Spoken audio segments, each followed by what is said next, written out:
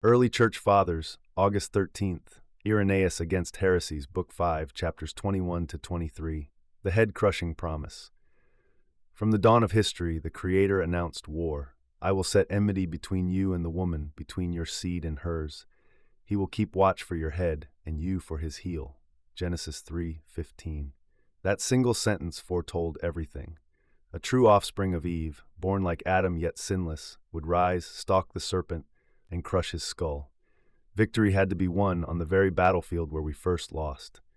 Because the enemy captured humanity through a woman's ear and a man's consent, justice required that a child of that woman's race overthrow him. Thus I, the Word made flesh, came as Son of Man, Adam's likeness without Adam's rebellion. Death gained the palm through a conquered man. Life regains the palm through a conquering man. A real human duel. To make the contest fair, I embraced every human limitation. 40 days of fasting left me hollow with hunger, muscles trembling, mouth parched, no illusion but genuine flesh that craved bread. The tempter struck precisely where Eve fell. Food. If you are God's son, command these stones to become loaves. I answered not with celestial thunder, but with the plain sentence every Israelite child recited, man does not live by bread alone. Deuteronomy 8:3. My refusal signaled that obedience, not appetite, rules a son of God. Then he quoted scripture, half true, half poison, inviting me to leap from the temple pinnacle. I parried with another verse, you shall not test the Lord your God. Deuteronomy 6:16. Finally he offered splendor, the kingdoms, their gold-rimmed crowns, their marble halls. Worship me, and they are yours. Again the Torah spoke through my lips. You shall worship the Lord your God, and serve him only. Deuteronomy 6:13. 3 thrusts, 3 cuts from the same law the Creator had given. The dragon recoiled, exposed as Satan, the apostate, while I stood revealed as the faithful Son. Why the law could defeat the liar. Had another hidden father existed above the God of Sinai, the law would have lacked the power to silence Satan. Ignorance cannot cancel ignorance, nor defect defeat defect. But the law is the utterance of the Most High. Its every word carries the weight of the divine nature. My use of that law proved 2 points at once. The demiurge is the true and only God, and his incarnate word is inseparable from him. When the deceiver met the statutes he once urged Adam to despise, he found himself chained by the very links he forged. Reversing Eden. In Eden, the serpent's weapon was food, pleasure without obedience. I answered with hunger wedded to obedience. He promised a shortcut to divinity. I chose the steep path of humility, refusing to fling myself down in a blaze of angels. He dangled worldly glory. I clung to worship's purity. Every gash I dealt him corresponded to a wound he once dealt us. I undid the knots he tied. Eve's credulity by vigilance, Adam's pride by lowliness, humanity's idolatry by wholehearted devotion to the Father. Binding the strong man. The strong man's house cannot be plundered until the strong man is bound. Mark 3:27. By refusing his bait, I shackled him with his own discarded chains, submission to God's command. Once bound, he relinquished his captives. Souls he had dragged toward death now march behind me toward incorruptibility. This liberation is sheer gift. Humanity receives immortal life not from itself but from the Father's compassion, delivered through the word he sent. 6th-day redemption. Mark the calendar of salvation. Mankind was sculpted on the 6th day, tasted the forbidden fruit on that same numbered day, and fell beneath death's sentence. In the day you eat, you shall die. Genesis 2:17. Some reckon Adam's day as a 1,000-year span. He indeed died within it, vindicating God's truth and exposing the serpent's lie. To mirror and mend that fall, I accepted the cross on the eve of the Sabbath, the 6th day of a later week. Where Adam reached for a tree to seize illegitimate knowledge, I embraced a tree to restore righteous knowledge. My wounded heel on Friday evening became the serpent's crushed skull, and the Sabbath that followed signaled the dawn of a new creation. The serpent's ancient craft. Do not underestimate his subtlety. In Eden he began with a question that smuggled suspicion. Has God really said? When Eve repeated the command accurately, he baldly contradicted it. You will not surely die. He then embroidered the lie with flattery. You will be like gods. His method has not changed. Heretics in every age echo him, questioning scripture, denying penalty, promising secret divinity available apart from the church. Yet history unmasks them. Death follows their doctrine just as surely as it followed the first bite. True worship and holy fear I taught in the desert and still teach, that freedom does not mean self-reliance. When hungry, receive God's bread. When lifted to heights of calling or charisma, reject pride. When dazzled by power or wealth, remember that adoration belongs to the Creator alone. The devil's bribe presupposes a fall. Fall down and worship me. Whoever falls before the liar forfeits everything and gains only death, because life sits enthroned beside the Father, not beneath the feet of a usurper.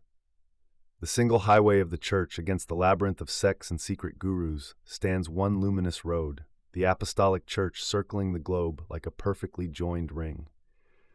Her confession is one, her baptism one, her Eucharist one, her scriptures one. She carries the seven-branched lamp of divine wisdom into every market, alley, and academy. Even the poorest believer who clings to her surpasses the loftiest sophist who spurns her. Therefore be content with lowly things, resist the seduction of novelty, and heed Paul's counsel. Do not be wise beyond what you ought, but think with sober judgment. Romans 12, verse 3. From enmity to communion. The storyline that opened with enmity closes with communion. The Father above all, the Word through all, and the Spirit in all knit humanity back into the divine fellowship. I am head over the Spirit is given as head over mankind, and through the Spirit you see, hear, and speak the truth that sets you free.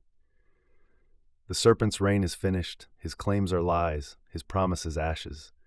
Come, taste the fruit of obedience, drink the living water of the Spirit, and walk unafraid beneath the banner of the victorious Son of Man. Augustine, The Confessions. Book 11, Chapter 28, Section 37. How my mind stretches. What is not? The future is nothing outside me, no hours yet built, no minutes wasting away, yet inside my mind it grows or shrinks according to expectation.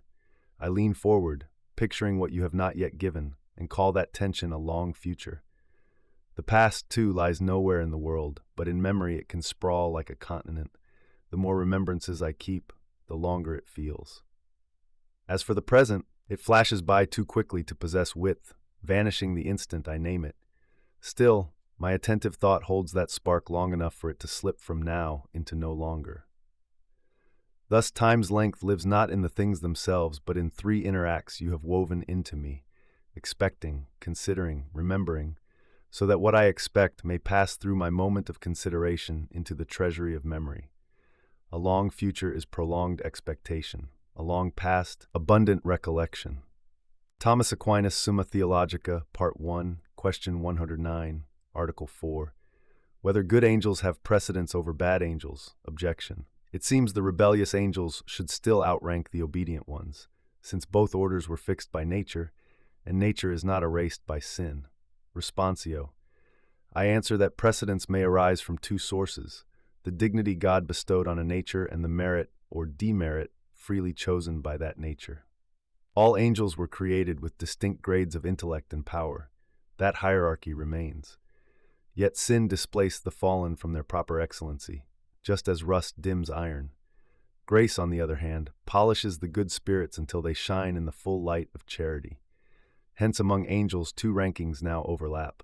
By natural light a seraph remains loftier than a lower choir even if he fell, but by moral excellence every obedient angel surpasses every rebel. Practical outcome. In the execution of divine governance, good angels always command, and demons serve unwillingly as tools. Scripture hints at this when it shows Michael driving Satan from heaven, Revelation 12, verse 7, and depicts holy spirits as ministering winds, whereas unclean spirits are restrained until the final judgment, 2 Peter 2, 4. Therefore, in the order that truly matters, the order of grace and operation, the faithful choirs hold clear precedence over the apostate ranks. Quick Summa natural ranks endure, but obedience crowns them. Every loyal angel stands above every fallen one in the governance of God. Zach and the Stadium Lights. Zach volunteered on a city sports crew that managed the night game lights.